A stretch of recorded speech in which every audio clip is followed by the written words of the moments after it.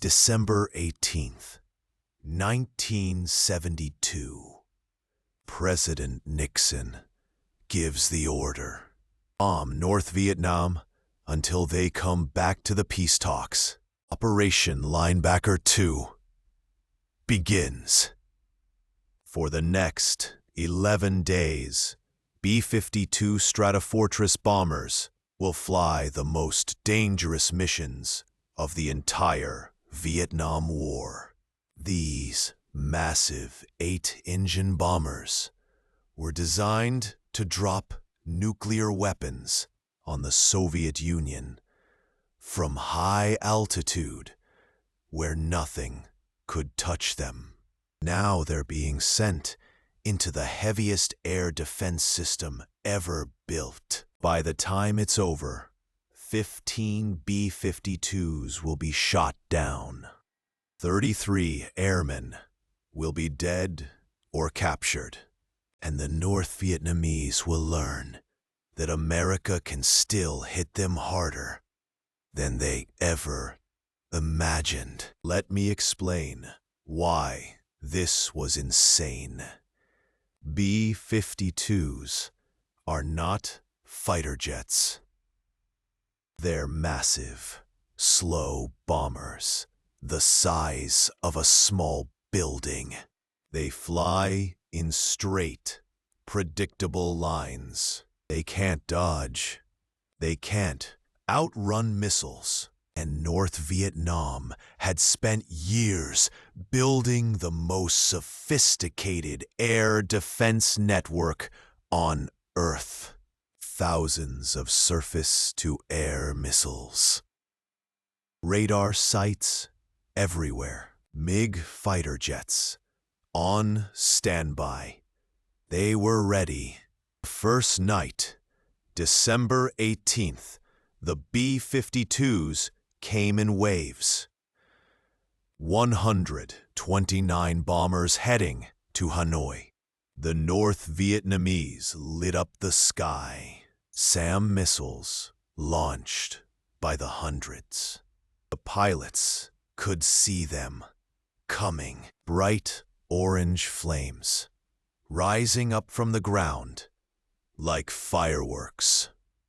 Each missile traveling over 2,000 miles per hour, locked onto a bomber.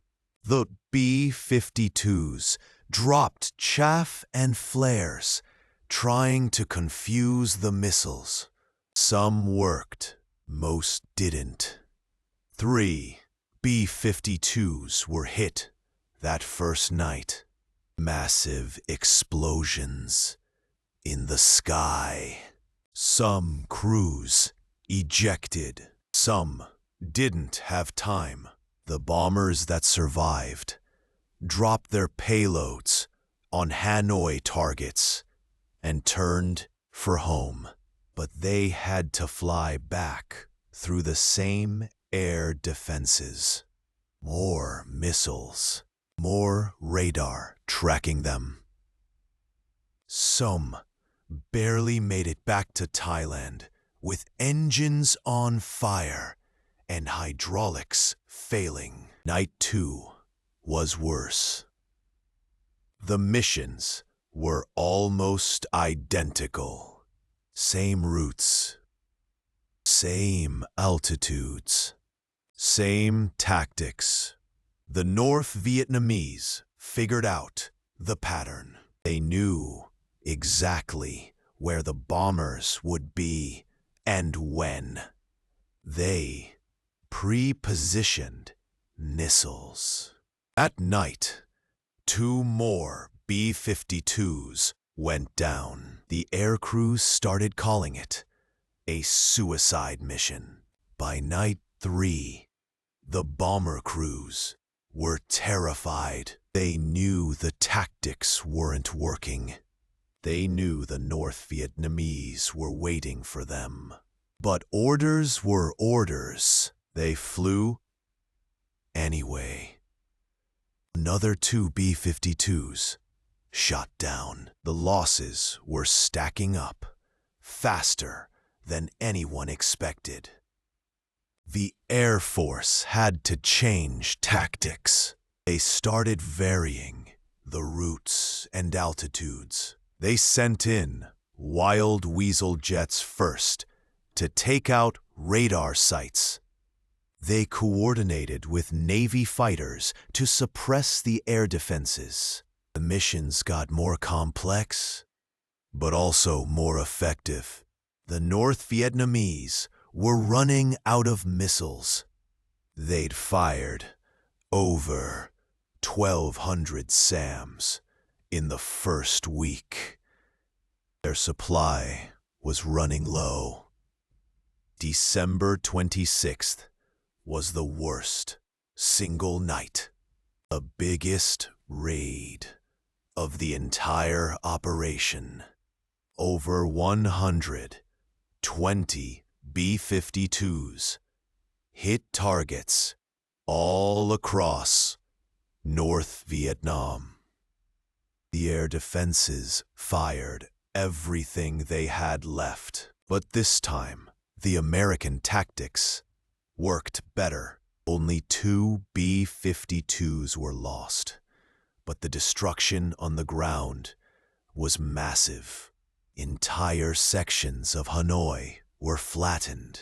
Military targets, supply depots, railroad yards, all destroyed. The bombing continued through December 29th. By then, the North Vietnamese air defenses were nearly exhausted. They had almost no SAM missiles left. Their radar network was damaged, and Hanoi was burning. On December 30th, they sent a message. They were ready to talk. The peace negotiations that had stalled for months suddenly restarted. Operation Linebacker 2 ended after 11 days. 15 B-52s shot down, 33 airmen killed or captured, but over 1,600 targets destroyed.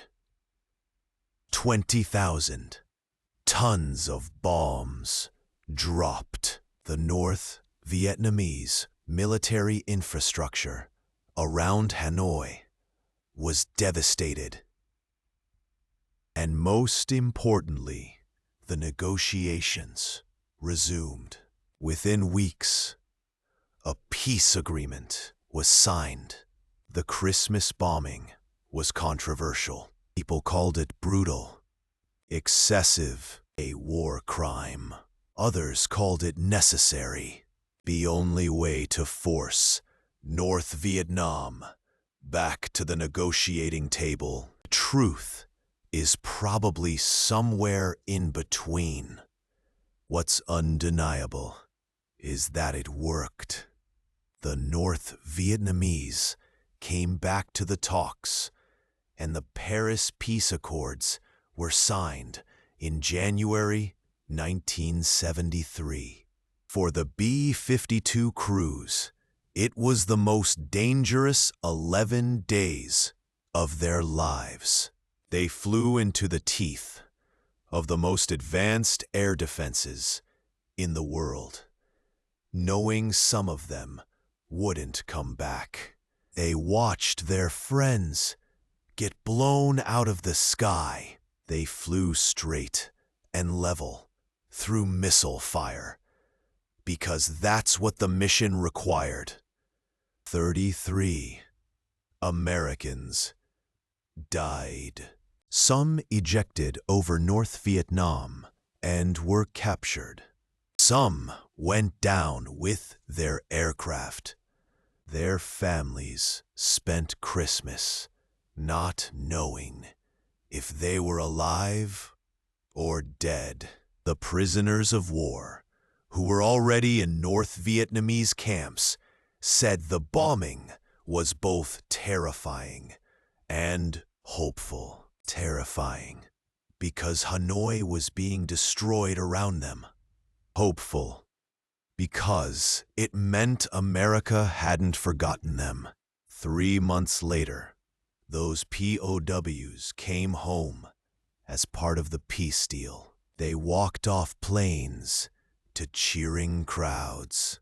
Many of them said later that the Christmas bombing is what finally brought them home. 15 B-52s lost in 11 days.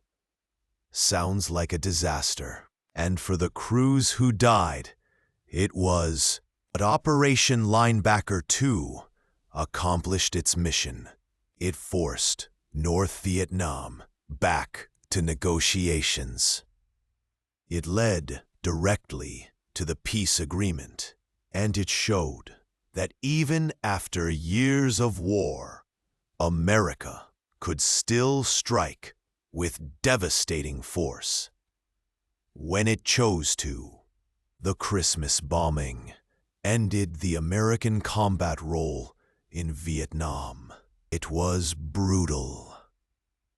It was controversial. And it worked.